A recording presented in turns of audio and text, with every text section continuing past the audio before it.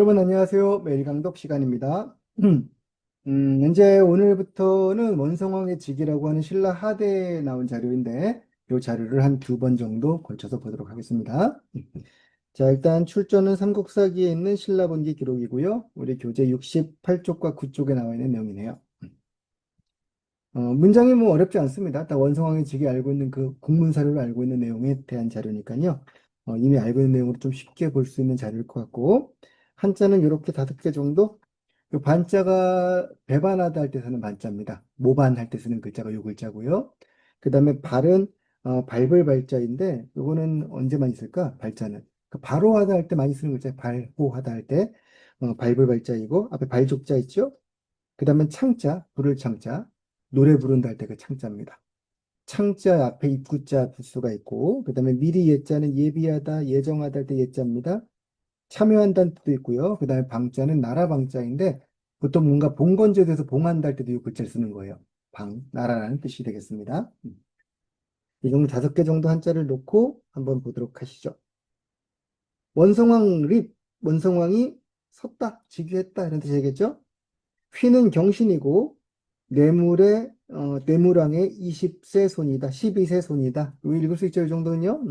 휘는 경신이고 뇌물왕의 20세 손이고 어머니는 박씨였던 계호 부인이고 비는 김씨였던 신술각간의 딸이다 이렇게 되겠네요. 그죠? 김씨 신술각간의 딸. 이 정도면 되겠죠, 일단. 각에 대한 항상 정보가 나와 있는 거니까 여기까지는 누구의 후손이고, 엄만 누구이고, 부인은 누구이고, 이런 것들은 쭉 읽어나가면 되겠습니다. 김경신이 이제 원성으로 즉위하는 거니까요. 보통 이렇게 처음에 하고 여기 나오면은 이 원성왕의 즉위 기사에 대한 그 앞서 있던 일을 말하는 거잖아요. 그 앞서 이렇게 되는 거지.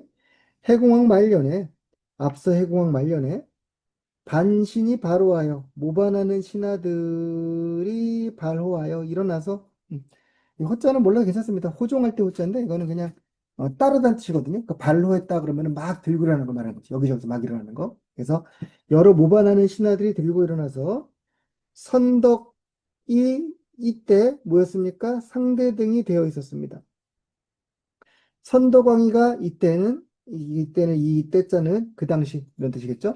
상대등이 되어 있어가지고 수창 앞서서 부른 거니까 머리 숫자니까요. 제일 먼저 부른 게 수창이겠지.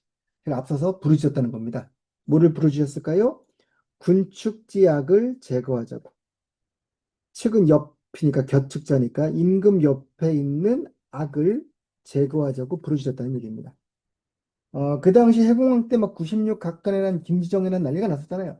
그 반신들이 바로하고 있을 때 선덕왕이 그때 이제 상대등이었는데 김양상이었지 이 사람이 상대등이었는데 이 사람이 먼저 군신들의 임금 옆에 있는 악을 제거하자고 부르짖자 김경신이 원성왕이 즉위하기 전입니다.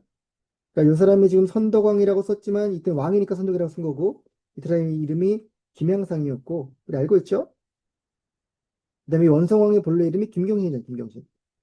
그러니까 이때는 양상이가 먼저 부르짖자 경신이가 거기에 따랐다는 얘기입니다. 얘는 예비하다도 있지만 이때는 따라갔다는 얘기입니다. 경신이가 이때 따라해가지고 평란유공, 난을 평정하는데 목적어, 난을 평정하는데 공이 있었다. 그러니까 김경신, 김양상 등이 우리 해공왕 때 썼던 반란을 진압하는데 큰 공을 세웠던 것이죠. 그다음에 개자인데 이 글자를 왜 썼는지 모르겠어요. 이게 이제 물 따르다 할 때 그 따르다는 뜻이거든요. 그래서 이게 선덕왕의 즉위에 따라서라고 쓴 것 같아요. 선덕왕이 즉위함에 따라서 이런 뜻인데 굳이 이거 안 쓰더라도 이제 뭐 다 여러 가지 글자가 있는데 이 글자는 조금 어색하긴 합니다만 여기서 그 정도 뜻으로 해석할게요.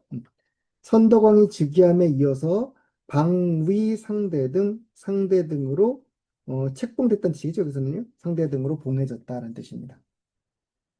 그러니까 선덕왕이었던 김영삼과 원성왕이 되는 김경신이 함께 난을 평정할 때 공을 세운 거예요. 공을 세우고 나서 여기 있는 양상이가 선덕왕으로 즉위하게 되자 그에 따라서 이때 경신이도 상대등이 됐다는 얘기지. 여기까지 이해됐죠? 자, 선덕, 어디 미쳐 이르러서 선덕왕이 죽는데 이르러서 왕의 죽음을 흥이라고 쓴 거죠. 선덕왕이 죽는데 이르렀는데 뭐가 없습니까? 아들이 없습니다. 그러자 여러 신하들이 수사를 의논했겠죠? 뭐라고 했습니까? 왕의 족자인 주원이를 세우고자 했다라는 겁니다. 아무래도 이제 김경실은 조금 섭섭했겠다, 그죠? 본인이 상대등이고 공도 세웠고 했는데 선동왕이 죽으면 자기가 왕이 될 텐데 선동왕이 죽으니까 그 조카였던 족자였던 주원이를 왕으로 세우고자 했다는 겁니다.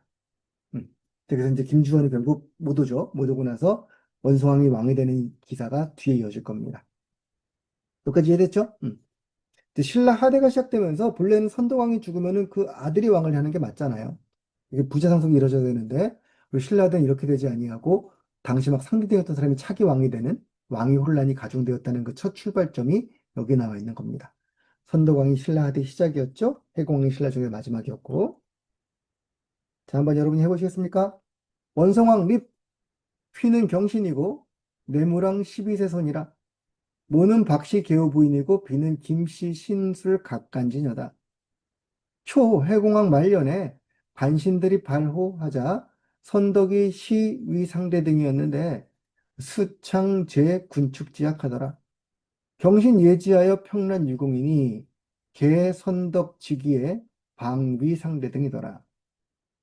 급 선덕 흥에 무자러니 군신 의후하고 욕입 왕지족자 주원이더라. 까지가 되겠네요. 뒤에 기사는 내일 이어가겠습니다.